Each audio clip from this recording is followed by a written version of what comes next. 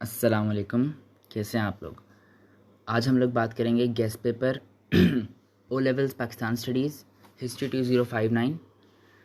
पहले आप लोगों को इस्लामियात का दिया था। आप लोगों का उम्मीद है बाकी बहुत सौ का तो अच्छा नहीं हुआ, क्योंकि वो लेटर्स वाला सवाल और सलमान फ़ारसी वाला बच्चों को बहुत मुश्किल लगा, और थ्रेशोल्ड तो खैर नीचे गिरेगा ही, तो इसलिए परेशान होने की ज़रूरत नहीं। अब जो हो गया वो होना था।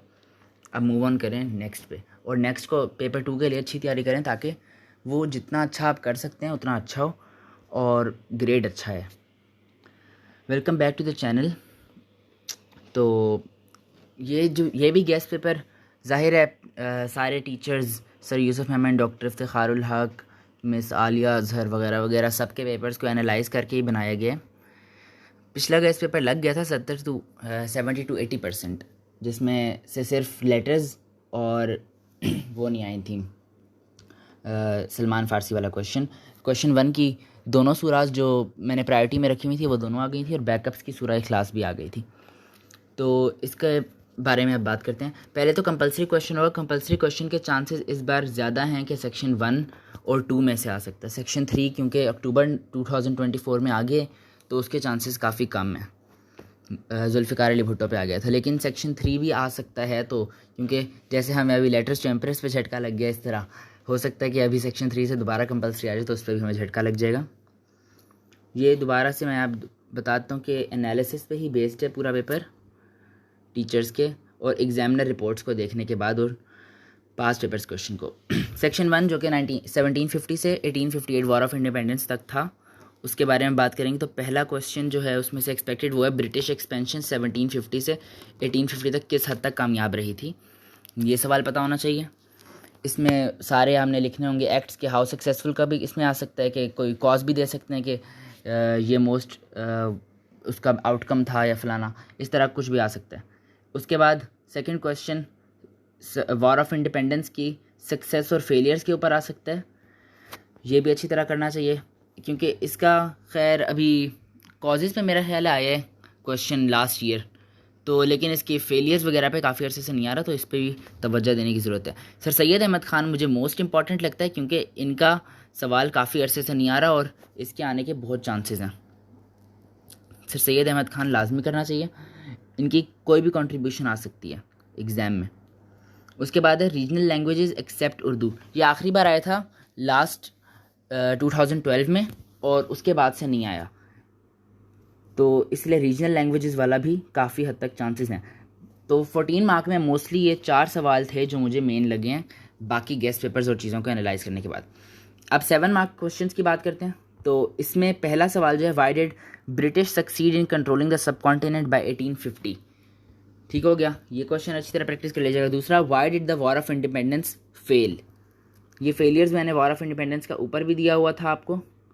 उसके बाद नेक्स्ट है, सर सैयद अहमद ख़ान का ही 7 मार्क में भी दिया है कि उन्होंने क्यों कोशिश की थी। अच्छा, एक और क्वेश्चन मैं लिखना भूल गया, वो था अलीगढ़ मूवमेंट वाला, सर सैयद अहमद ख़ान का, कि उन्होंने अलीगढ़ मूवमेंट क्यों फाउंड की थी। वो क्वेश्चन भी कर लीजिएगा, अलीगढ़ मूवमेंट वाला, Aligarh.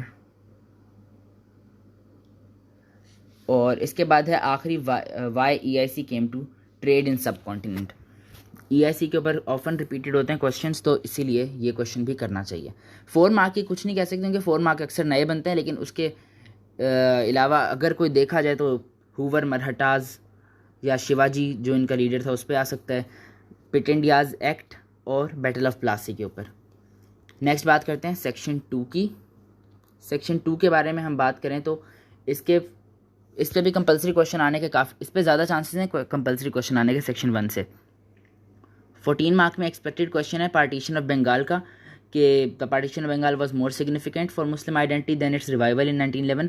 How far do you agree with this statement.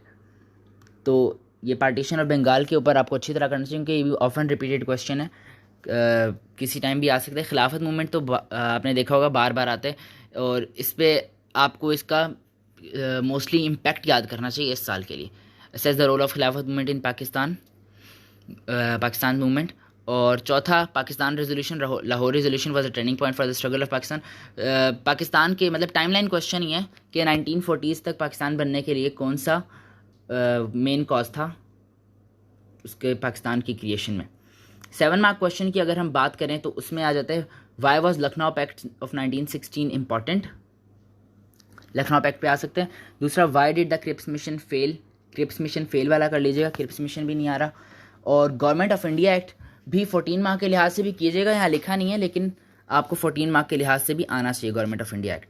उसके बाद है why did Jinnah propose 14 points, Jinnah के 14 पॉइंट्स भी बहुत इंपॉर्टेंट हैं। ये देखें जिनाह के 14 पॉइंट्स लास्ट टाइम आए थे जून में आए थे 2015, फिर 2020 में आए, तो ज़ाहिर है 5-5 के साल के गैप से आ रहे हैं, तो 2025 में भी आने के चांसेस हैं इस क्वेश्चन के।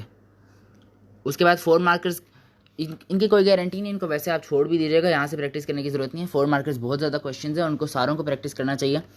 मोस्टली नए ही बनते हैं और उनमें बच्चों के लूज़ भी होते हैं मार्क्स, किसी के 2 आते हैं, किसी के 3 आते हैं, लेकिन आप कोशिश करें कि सिंपलिस्टिक स्टेटमेंट्स लिखें, उन पर 1-1 मार्क मिल जाते हैं। फॉर एग्जांपल किसने इंट्रोड्यूस किया था, ब्रिटिश ने इंट्रोड्यूस किया था कोई रिफॉर्म का अगर आ जाए वगैरह वगैरह, और इसमें कौन लीड ली थी अगर नाम आते तो वो लिखें, इन पे 1-1 मार्क मिल जाते हैं। तो 4 मार्कर्स को यहाँ से करने की ज़रूरत नहीं है, लेकिन वैसे एज सजेशन लिखा हुआ है रोलेट एक्ट आ सकता है, नेहरू रिपोर्ट पे आ सकते हैं और रेड क्लिफ अवार्ड। इनको वैसे मतलब 4 मार्कर के लिहाज से नहीं, इनके 7 मार्कर्स भी देख लीजिएगा। नेक्स्ट हम लोग बात करते हैं section 3, Pakistan had solved most of its initial problems by 1948, do you agree or disagree वाला है। ये भी अक्सर टीचर्स के पास पेपर्स में रिपीटेड था, तो ये क्वेश्चन भी आप अच्छी तरह कर लीजिएगा। अयूब खान के रिफॉर्म्स बहुत इंपॉर्टेंट है इस साल के लिए, और दूसरा बेनज़ीर और नवाज़ शरीफ के ऊपर कोई ना कोई क्वेश्चन मुझे लगता है कि आएगा। मुझे लगता है क्वेश्चन अगर सेक्शन 3 कंपलसरी नहीं आता तो क्वेश्चन 4 या 5 में से बेनज़ीर या और नवाज़ शरीफ के ऊपर 14 या 7 मार्क का ईजिली आ सकता है। या तो आएगा कि मतलब बेनज़ीर का फर्स्ट और सेकंड टेन्योर को कंपेयर करके आ सकता है, और नवाज़ शरीफ अभी तक फर्स्ट और सेकंड को कंपेयर करके नहीं आए लेकिन आने के चांसेस हैं, तो इसको भी कर लीजिएगा। नवाज़ शरीफ का फर्स्ट टेन्योर और सेकंड टेन्योर, और इनकी सक्सेसेस इतनी इंपॉर्टेंट नहीं है लेकिन आप सक्सेसेस को फिर भी कर लीजिएगा। नेक्स्ट बात करें 7 मार्क क्वेश्चन की, इसमें मोस्ट एक्सपेक्टेड है पहले तो कॉन्स्टिट्यूशनल रिफॉर्म्स वाला, why was the 1973 constitution important, तो ये 1973 का कॉन्स्टिट्यूशन अच्छा कॉन्स्टिट्यूशनल क्राइसिस के ऊपर भी आ सकते हैं। और साथ है why did East Pakistan sought independence, इसमें आपने बता देना पॉलिटिकल इनजस्टिस, सारे इनजस्टिस के बारे में आप बात करेंगे। 1970 में उन्होंने इंडिपेंडेंस उन्हें क्यों मिली थी, और इस्लामाइजेशन पे भी एक बार आज तक क्वेश्चन आया है, तो वो भी 14 मार्क का, तो इस बार 7 मार्क का आने के चांसेस हैं ज़ियाउल हक की इस्लामाइजेशन पे, क्योंकि ज़ियाउल हक का क्वेश्चन भी आ गया था जून 2024 में या नवंबर 2024 में आया था एक बार। 4 मार्कर्स की फिर से बताऊंगा कि कोई गारंटी नहीं है, तो इसको आप बट वो ताशकंद डिक्लेरेशन है, हुदूद ऑर्डिनेंसेस हैं और शिमला एग्रीमेंट है 1972, तो इसको आप लोग अच्छी तरह प्रैक्टिस कर लीजिएगा। बाकी रिलेशंस जहाँ तक हैं तो रिलेशन यूएसए का इतना इंपॉर्टेंट नहीं है, रिलेशन मैंने यहाँ मेंशन नहीं किए, गलती हो गई, रिलेशन यूएसए का इतना इंपॉर्टेंट नहीं है। रिलेशन जो है वो आपको यूके का इंपॉर्टेंट है, यूएसएसआर का इंपॉर्टेंट है और इंडिया का इंपॉर्टेंट है, क्योंकि इन 3 के ज़्यादा चांसेस हैं। इंडिया का तो लेटेस्ट इशू भी चल रहा है ना इस वजह से। तो बाकी यही था गेस्ट पेपर हिस्ट्री का और इस्लामियात का। बस सब P2 के लिए मेहनत करें, हिस्ट्री के लिए मेहनत करें, जिनका उर्दू का एग्ज़ाम है उनको उर्दू के लिए बेस्ट ऑफ लक। और चलें ठीक है, फिर बाद में मिलते हैं। अल्लाह हाफिज़।